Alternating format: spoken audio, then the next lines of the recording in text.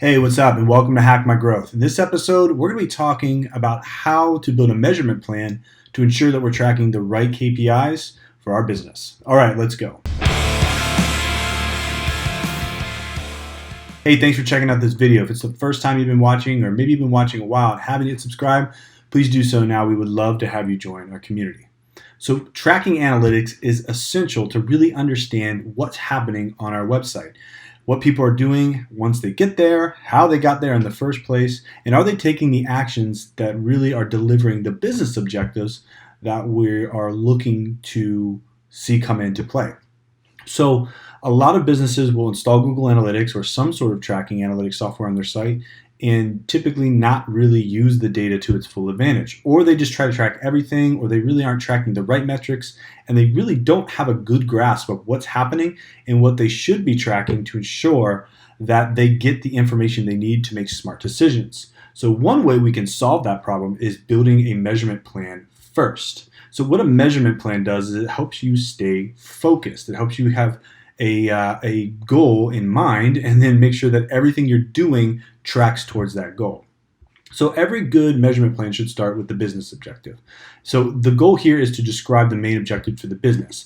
This could be generate leads, generate demos, something of that nature. So typically what we want to look at, let's say for a marketing plan, increase the number of demos for the sales team.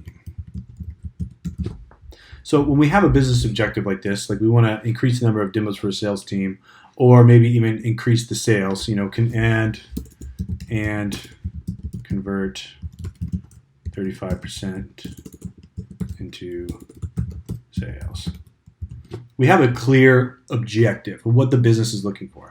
So it's typically from a marketing side, we're looking at driving new leads for businesses, and we want to make sure that those leads are qualified. So if we can deliver qualified leads, they would hopefully convert at a much higher rate. Now, in order to drive these leads, we've got to have strategies, and that's right here. What are we doing to just meet this goal above? Are we doing inbound marketing, outbound marketing? What types of strategies are we using? Are we doing cold calling, email outreach, email nurturing, blogging, SEO, social media marketing? What are we going to be doing here? So this is where you would do the strategies. So maybe SEO, content, marketing, lead gen. This obviously is very broad, right? And email outreach. So once you've described the strategies that you're going to do to help meet you here, we're going to take it a step further and we're going to talk about the tactics. So SEO, we might be doing on page.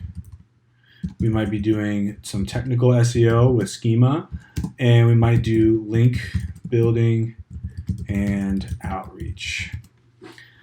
For content marketing, we are going to blog 3 times a week, right? For lead generation, create 3 new offers and a new demo page. In email outreach, email 500 emails to targeted companies, add nurturing follow-up.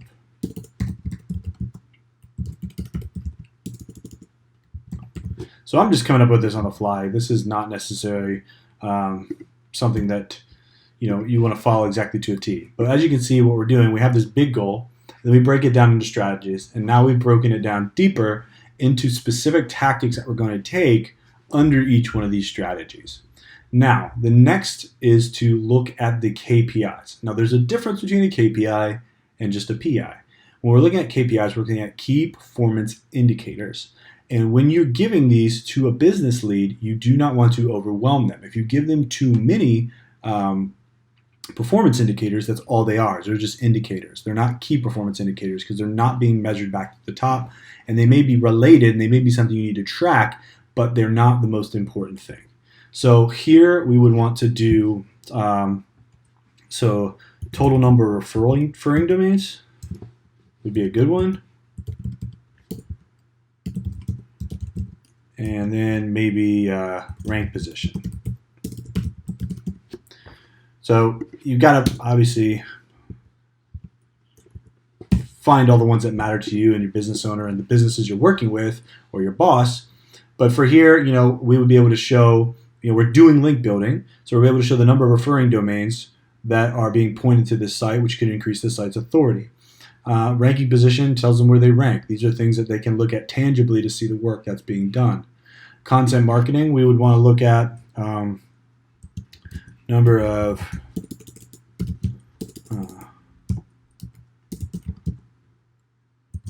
visits, maybe to the site, to the content. That might be a better one here, actually. Total number of organic sessions, right? And then we might want to look at average time on the site. Now, these KPIs are going to be completely attached to the business objective or what the business wants to see. So we want to look at the conversion rate of the pages. And then we might want to look at the number of demos booked versus attended. So just because somebody booked a demo doesn't mean they actually did it, right? Emails, we might want to look at opens and clicks. And then we might want to look at connections or sales activity. The key here is to have goals and KPIs that actually tell us metrics that are pushing us towards the number of demos, sales, and leading to conversion rates. We want to make sure that all of this is going to tell the full story. If it doesn't, we want to spend some time on it to make sure that we have the right KPIs. That's a very important thing, is to make sure that these are right. Obviously, this is an example. We're just running through it very quickly. But using a plan like this and taking some time, it can really help make sure that you have those KPIs in place. Now, segmentation is right below that. What insights about the business do you want to better understand? Right here, we can look at the referring pages. What are those sites? Are they in our industry? We can look at traffic from various terms. This helps us get a little bit more granular and helps us get to a deeper level understanding of what's going on.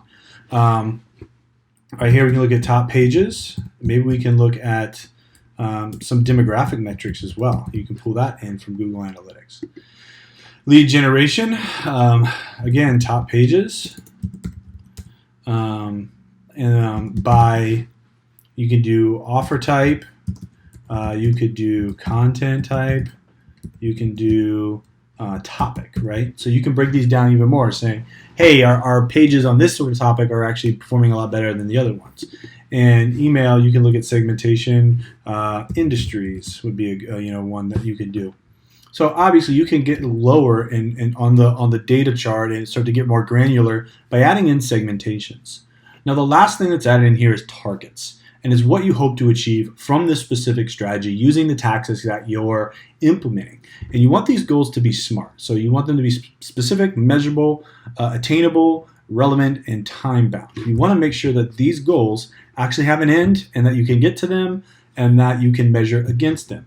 So in the targets here, you can say, would our average ranked to be in the top 20, that's for all keywords, by the end of Q1. So what makes this goal smart? We have something that's specific, average rank, be in the top 20. It's measurable because we can measure what our average rank is using Search Console. It's attainable. I'm assuming that it is, obviously, where this is a fictitious goal that we're setting up here. Relevant, it is relevant because it has to do with ranking position, which is a KPI, which impacts the SEO that we're trying to fulfill in order to get visibility for demos. And then end of Q1, so we know when Q1 ends, it's time bound. So we have to do it within a specific amount of time. You would do this through each one of your targets to make sure that you have a specific goal that you're looking after and looking to achieve. This helps make sure that your team's on the same page, that the business owner understands what you're going for, that everybody working on this project has a clear end in mind and knows what the strategy is. This allows you to be a better team because everybody's headed in the same direction. They're swimming upstream the same way, right? So adding these all in is going to make sure that you have everything you need in order to track this. So again, we could go through each one of these pieces of data. After you're done, what you want to do is make sure that you know where all this data is. So top referring domains is something that you'd have to pull from an SEO tool, but you could plug it into your report and either pull each week or pull into a dashboard. Rank position, that's another thing you can get from a search tool where you can see where you're ranking. You can also check this with Google Search Console. A lot of these other ones you're going to be able to see via Google Analytics, so making sure that's installed on your site, that you're tracking the metrics you want to see, that you have goals set up on Google Analytics or within your marketing automation tool, like the tool we use is HubSpot. So making sure that you have those set up and you can run these queries quickly and understand how many people went to the demo versus how many people booked the demo.